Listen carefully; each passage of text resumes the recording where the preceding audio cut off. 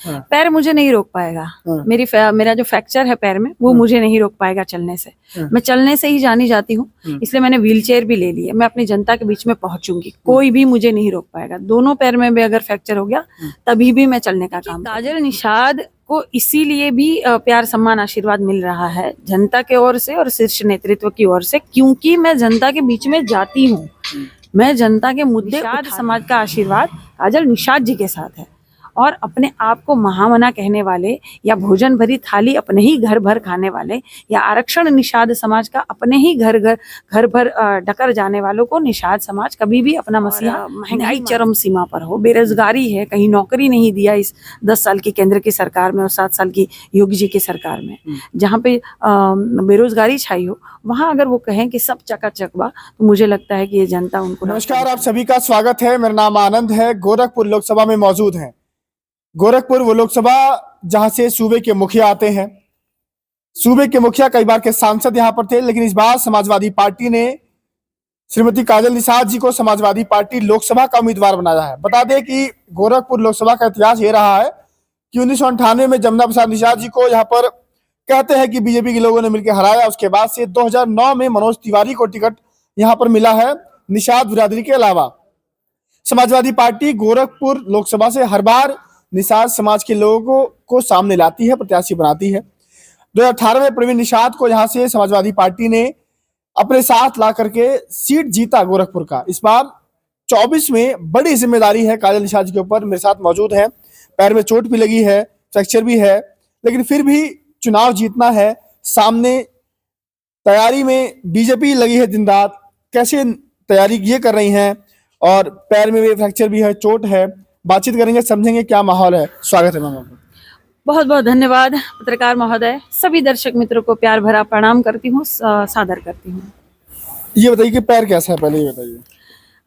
कुछ दिन तो मैं लाठी से चली, फ्रैक्चर है, और कुछ दिन लाठी से चली। जब सूजन आ गई है तो मैंने व्हीलचेयर ले ली है। पैर मुझे नहीं रोक पाएगा। मेरा जो फ्रैक्चर है पैर में वो मुझे नहीं रोक पाएगा चलने से। मैं चलने से ही जानी जाती हूँ, इसलिए मैंने व्हीलचेयर भी ले ली है। मैं अपनी जनता के बीच में पहुंचूंगी, कोई भी मुझे नहीं रोक पाएगा। दोनों पैर में भी अगर फ्रैक्चर हो गया तभी भी मैं चलने का काम करूंगी। हर हर महादेव बोलने वाले रवि किशन शुक्ला गोरखपुर महोत्सव करा रहे हैं। कह रहे हैं कि बहुत सौभाग्य है आप लोगों का कि मेरे ऐसा सांसद मिला है आप लोगों को। खुद ही कह रहे हैं ना, जनता तो नहीं ना कह रही है। सांसद जी जनता के बीच में नहीं आते हैं। हमको लगता है कि हमारा नाम सुनकर हमको जो राष्ट्रीय अध्यक्ष जी ने इतना मान सम्मान प्यार आशीर्वाद दिया है, यहाँ पे उतारा है हमको, हमारा नाम सुनकर सांसद जी कहीं भाग ना जाए क्षेत्र छोड़कर। और रवि किशन जी वही है ना जो कह रहे थे कि ए बाबू यहाँ जरबत सीधा स्वर्ग में जाइब। वो ऐसे डायलॉग बाजी करते हैं। यहाँ के अगर वो नेता होते, सांसद जी होते सही मायने में, तो ये नहीं कहते कि सब चकाचक बा। जहाँ पे एक एक खेत में 35-30 सांड घुसे पड़े हो, जहाँ रास्ते पर जो जानवर मवेशी जानवर घूम रहे हो, एक्सीडेंट हो रहे हो, जहाँ कूड़ा कचरा जगह जगह भरा पड़ा हो, जहाँ नालियां लबालब भरी पड़ी हो, और महंगाई चरम सीमा पर हो, बेरोजगारी है, कहीं नौकरी नहीं दिया इस 10 साल की केंद्र की सरकार में और 7 साल की योगी जी की सरकार में, जहाँ पे बेरोजगारी छाई हो, वहां अगर वो कहें कि सब चकाचक बा, तो मुझे लगता है कि ये जनता उनको रास्ता दिखाने का काम करेगी। राजनीति में फिल्मी डायलॉग चलते हैं क्या? नहीं चलते हैं ना, क्यों चलेंगे भाई? कोई नहीं। ये इस तरह से डायलॉग बाजी करते हैं कि यहाँ जरब सीधा स्वर्ग में जाइब। ये क्या संदेश देना चाहते हैं जनता को? तो जनता के बीच में आना ही पड़ेगा। अगर आप सांसद है, अगर आपने उस पद का सम्मान रखा, जो पद है सांसद जी का, उस सीट पर अगर आप विराजमान है, तो जनता के बीच में आपको जाना पड़ेगा। डायलॉग बाजी से काम नहीं चलेगा। आपको जनता के मुद्दों को उठाना पड़ेगा, उनकी समस्या का समाधान करना पड़ेगा। आप उसलिए चुने गए हैं, लेकिन आप आएंगे नहीं तो मुझे लगता है आप क्षेत्र छोड़कर चले जाएंगे। अच्छा, लगातार गोरखपुर की जो सीट है वो चर्चा में बनी हुई है, क्योंकि गोरखपुर से काजल निषाद का नाम जैसे सामने आता है तो लोग कहते हैं कि समाजवादी पार्टी अखिलेश यादव लगातार काजल जी में भरोसा जता रहे हैं। चाहे वो कैंपियरगंज से विधानसभा का चुनाव लड़ाना हो, मेयर का चुनाव लड़ाना हो, उसके बाद से लोकसभा लड़ाना हो, क्या संदेश है ये? देखिए, काजल निषाद को इसीलिए भी प्यार सम्मान आशीर्वाद मिल रहा है जनता के ओर से और शीर्ष नेतृत्व की ओर से, क्योंकि मैं जनता के बीच में जाती हूँ। मैं जनता के मुद्दे उठाती हूँ। खोरावर वाला मामला था जहाँ 600 घर टूटने थे, जहाँ बुलडोजर पहुंच गया था बाबा जी का। बाबा जी जब सांसद जी थे तब उन्होंने कहा था एक भी घर नहीं टूटेगा। जब वो वीडियो है, वो रिकॉर्डेड वीडियो है, अगर आपको चाहिए तो मैं आपके संज्ञान में वीडियो देने का काम करूंगी। उन्होंने ये कहा था एक भी घर नहीं टूटेगा। जब वो मुख्यमंत्री जी बन गए उसके बाद से बुलडोजर पहुंच जाता है वहां, उसे क्या कहेंगे। वो लड़ाई मैंने लड़ी, मैं वहां पहुंची, महिलाओं ने मुझे बुलाया और घर सारे रुक गए। कोई भी घर अब नहीं टूटने वाला वहां। जहां पे गोपलापुर का मामला था, सार्वजनिक एक ताल था, वहां पे दबंग वहां कब्जा करने की कोशिश कर रहे थे जो भारतीय जनता पार्टी के विचारों से मेल खाते हैं। और वो दबंग वो ताल जो है वो सार्वजनिक है। डिमांड है लोगों की, वहां के रहवासियों की, कि उस ताल में या तो कुछ धर्मशाला बन जाए या बेटियों की शादी के लिए देख दिखावन हो, ऐसा कुछ हॉल बन जाए या फिर वहाँ पार्क बन जाए, जनता को काम आ जाए। तो वहां जाकर भी मैंने रोकने का काम किया। वो निर्माण कार्य रुका हुआ है, उनका जो निर्माण उन्होंने किया था वो धराशायी हुआ। वहां पे 2 लाख की उनको पेनल्टी लग गई। ये सारे काम मैं कर रही हूँ, जाके जनता के बीच में लड़ रही हूँ।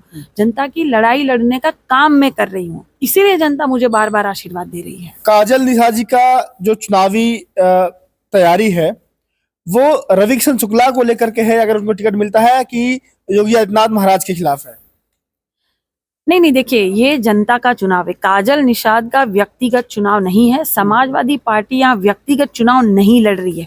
हम पीडीए की लड़ाई लड़ रहे हैं। पीडीए मतलब पिछड़ा, दलित, अल्पसंख्यक, ए माने आधी आबादी यानी महिला, ए माने आदिवासी, ए माने अगड़ा, ए माने हर कोई, जैसे बौद्ध धर्म के लोग, सिख धर्म के लोग, यहाँ जैन धर्म के लोग, हर कोई इसमें शामिल है। पीडीए एक लोकतांत्रिक जनबंधन है, उसकी लड़ाई हम लड़ने का काम कर रहे हैं। यहाँ व्यक्तिगत चुनाव नहीं चल रहे किसी के, जनता वर्सेस सरकार का चुनाव चल रहा है। क्योंकि जनता को महंगाई लग रही है, यहाँ बेरोजगारी लग रही है। यहाँ पे इन्होंने 10 साल की सरकार में और 7 साल की सरकार में नौकरी देने का इन्होंने वादा किया था कि 1 साल में 2 करोड़ रोजगार मिली, 1 साल में 2 करोड़ नौकरियां मिली, लेकिन नौकरियां ना आएगा।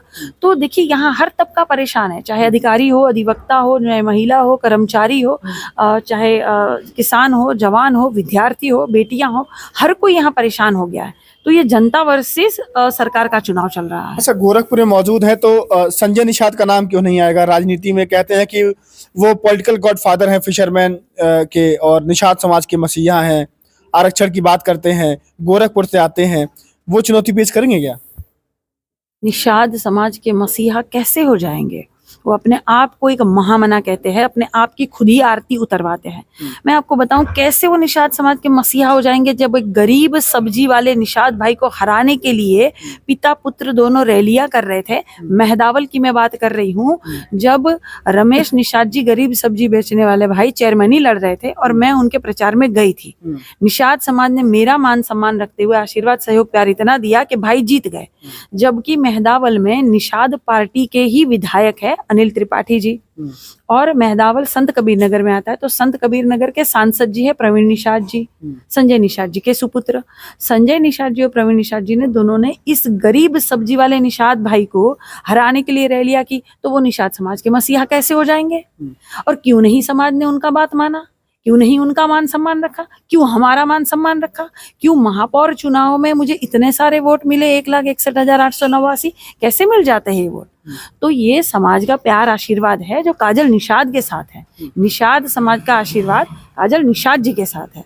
और अपने आप को महामना कहने वाले या भोजन भरी थाली अपने ही घर भर खाने वाले या आरक्षण निषाद समाज का अपने ही घर भर डकर जाने वालों को निषाद समाज कभी भी अपना मसीहा नहीं मान सकते हैं। क्यों एक शब्द नहीं बोलते हैं? आरक्षण लेकर आए थे ना, और आरक्षण से ही पूरा का पूरा निषाद समाज जुटा था। निषाद पार्टी खड़ी हुई थी। निषाद समाज ने मेरे भाई जमीन बेची है अपनी निषाद पार्टी को खड़ा करने के लिए। महिलाओं ने अपने गहने बेचे हैं। महिलाएं अपने बच्चों को हॉस्पिटल में रखकर मरता छोड़कर महिलाएं उनकी निषाद पार्टी में झंडा और डंडा ढोने का काम किया था। हमारी सबूत है चंचला निषाद जी निषाद पार्टी को खड़ा करने वाली। इनका बेटा अस्पताल में था। संजय निषाद जी इनको जाने नहीं दे रहे थे देखने के लिए। उनका बेटा तड़प तड़प के वहीं निधन हो गया इनके बेटे का। और ये निषाद पार्टी को खड़ा करती रही अपना सब कुछ लगाकर। जब वहां पे जेल में इतने सारे निषाद समाज के लोग बंद थे, महामना भागे हुए थे। कैसे निषाद समाज के मसीहा हो जाएंगे जी? किसी को छोड़कर आप चले जाएंगे और उनका खर्चा पानी भी नहीं चलाएंगे, जेल में ताकने झांकने नहीं जाएंगे। आज भी उनपे ऐसे ही मुकदमे लगे हुए। क्यों?